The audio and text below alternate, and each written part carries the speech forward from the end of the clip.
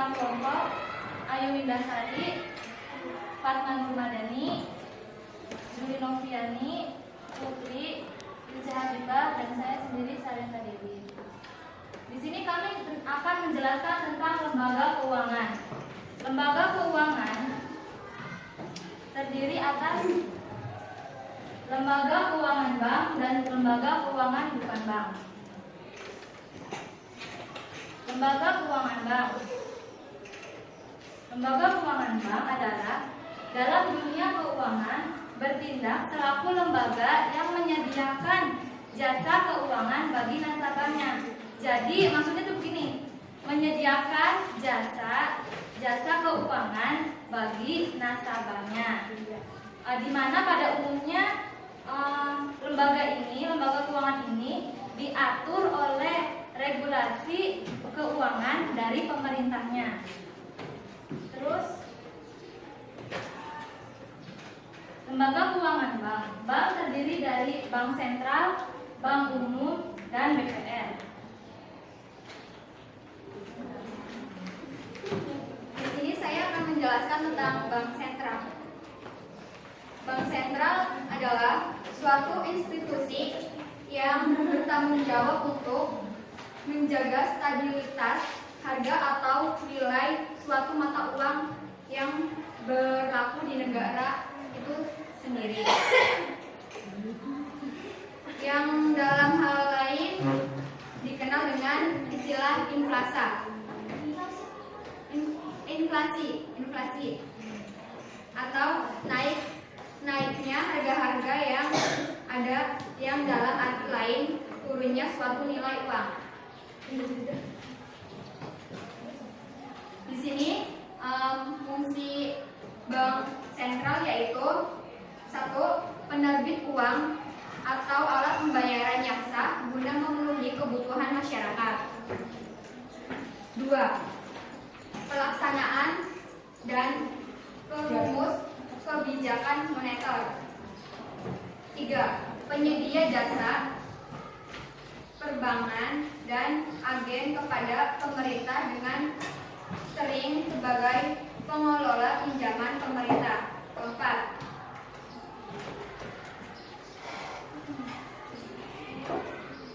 Kustadien dari cabang bank umum dan pembantu penyelesaian akhir transaksi clearing antara bank.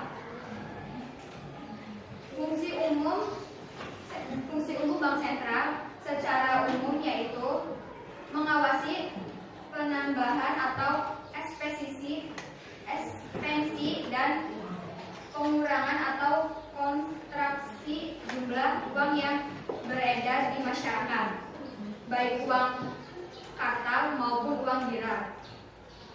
Adapun peran dan fungsi bank sentral secara lebih spesifik adalah sebagai berikut. Sebagai agen fisikal pemerintah. Maksudnya di sini sebagai agen fisikal pemerintah yaitu bank sentral berfungsi sebagai penasihat dan memberikan bantuan untuk pengelola berbagai masalah transaksi keuangan. Misalnya memberi pinjaman kepada pemerintah dan memberikan fasilitas untuk penyimpanan aset-aset keuangan milik pemerintah.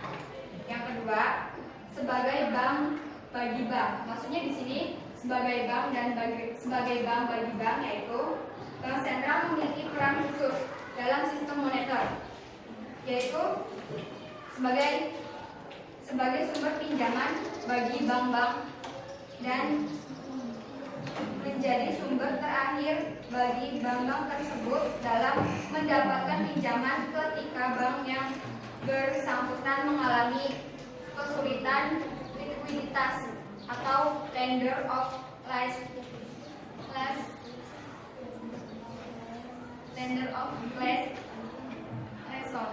resort.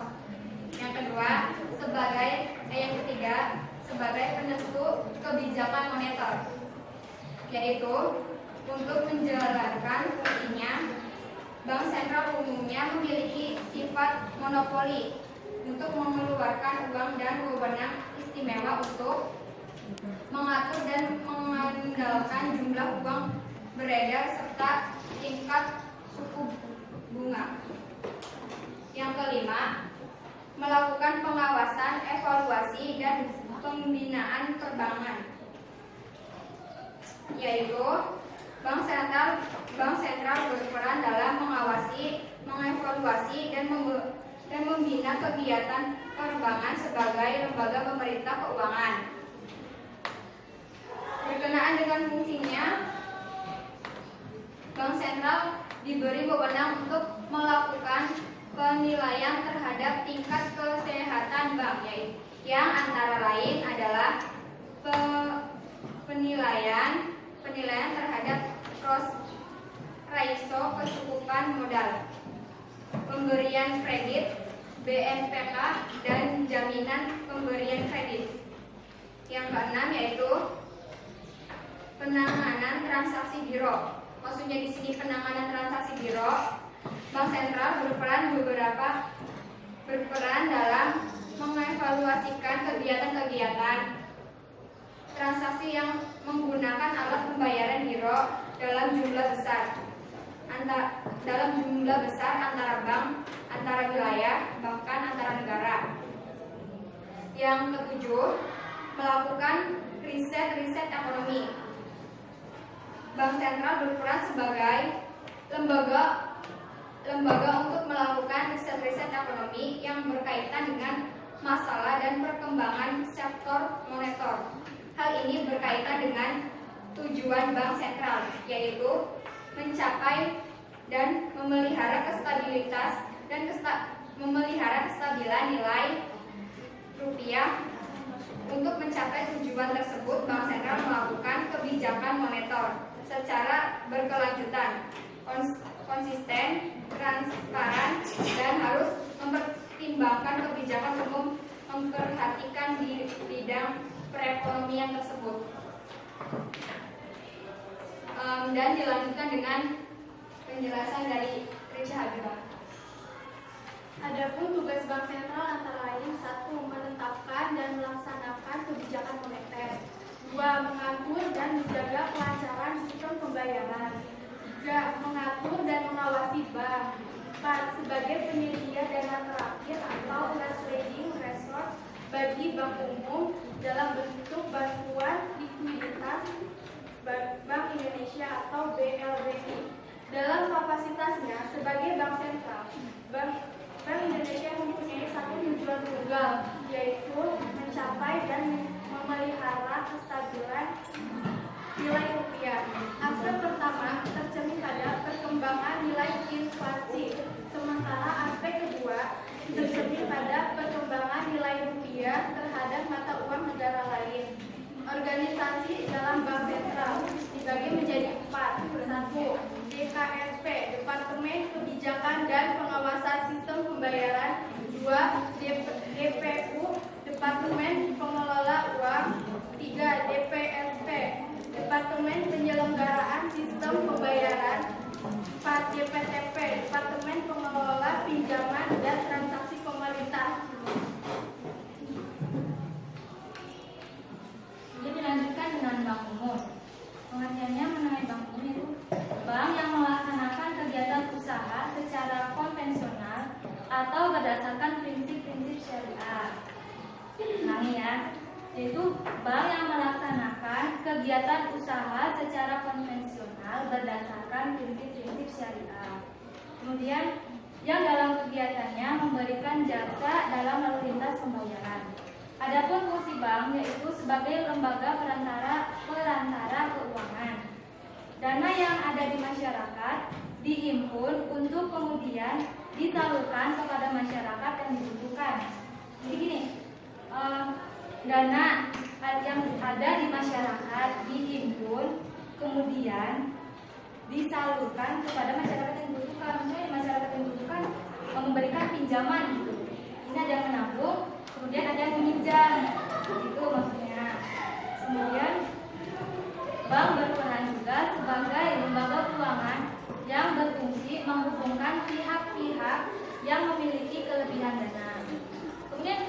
dasar mengenai bank umum yaitu sejalan dengan pengertiannya, maksudnya berperan sebagai penghimpun dari masyarakat dan menyalurkan kembali kepada masyarakat atau sektor real atau dunia usaha yang memerlukan. Kemudian bank umum itu terdiri dari bank pemerintah, bank swasta nasional, dan bank asing atau campuran. Kemudian perannya akan dijelaskan dari Peran dan fungsi bank umum. 1. Penciptaan uang. Bank umum mempunyai fungsi penciptaan uang, dalam hal ini uang real, yaitu alat pembayaran melalui mekanisme pemudah uang. Yang kedua, mendukung kelancaran mekanisme pembayaran. Bank umum berfungsi untuk mendukung kelancaran mekanisme pembayaran. Contohnya penerimaan setoran, transfer uang, dan clearing. Yang ketiga, pengambilan dana simpan. Fungsi bank umum adalah menghimpun dana masyarakat. Dana yang paling banyak disimpan oleh bank umum adalah dana-dana simpanan. Yang keempat, mendukung kelancaran transaksi internasional. Yang kelima, penyimpanan surat berharga. Dan yang keenam, pemberian jasa-jasa lainnya. Pemberian jasa-jasa oleh bank umum antara lain penyediaan fasilitas pembayaran telepon, transfer uang lewat ATM, anjuran tunai mandiri, dan pembayaran gaji karyawan.